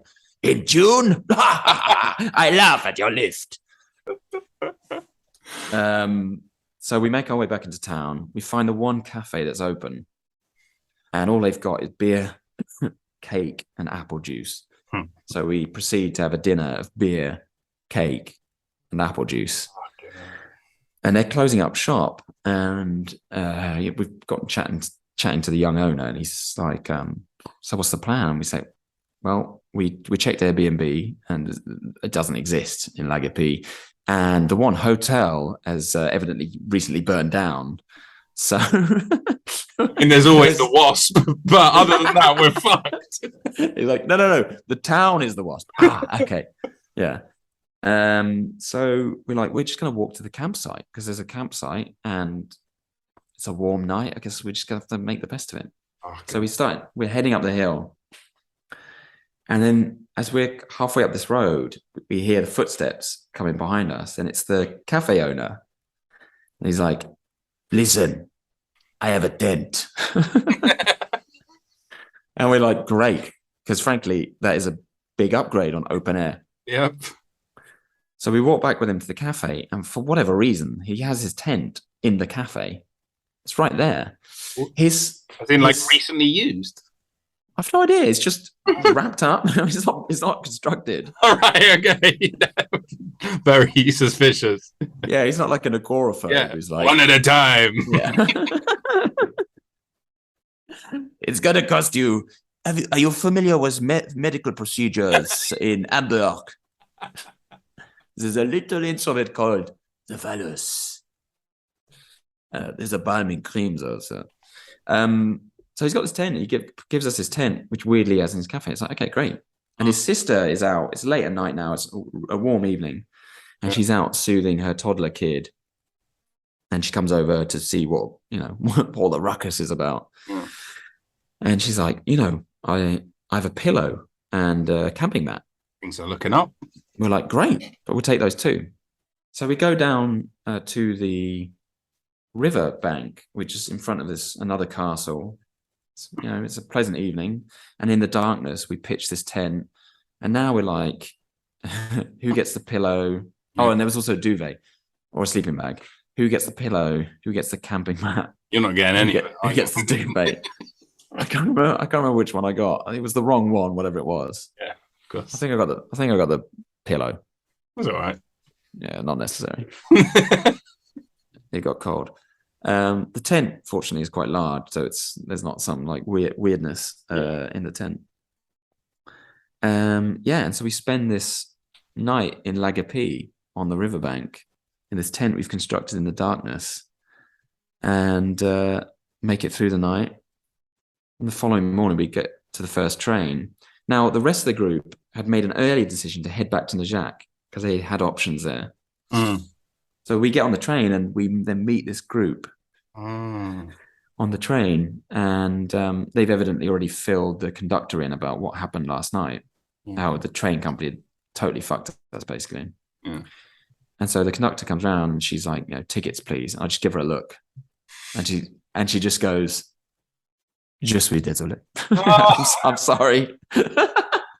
Oh, man. That look must have told so many words. Yeah, just the fatigue. Yeah. But yeah, it ended up turning into this mad adventure. I remember my mates who were still back in the Jack, but I had no way of getting back there. Yeah.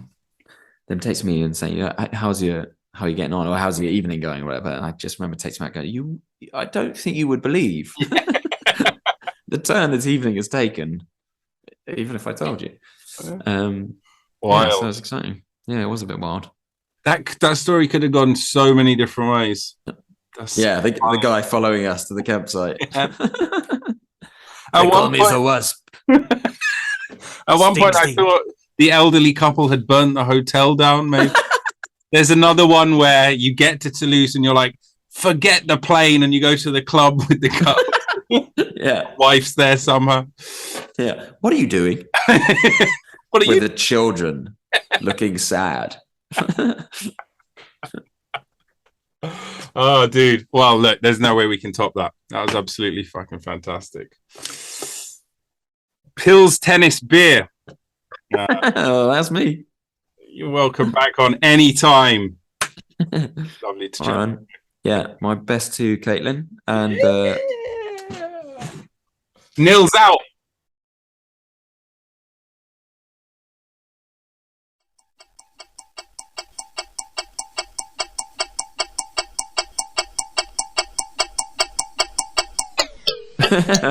Catch you later, man.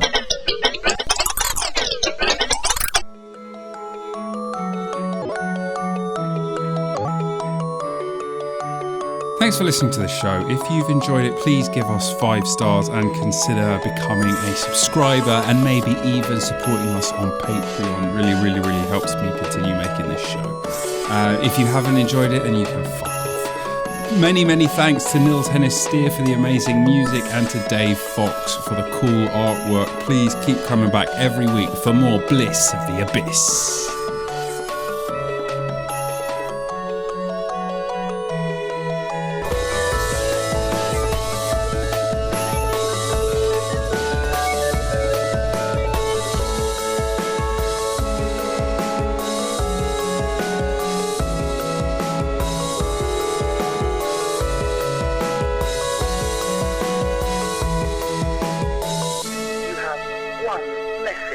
Message 1.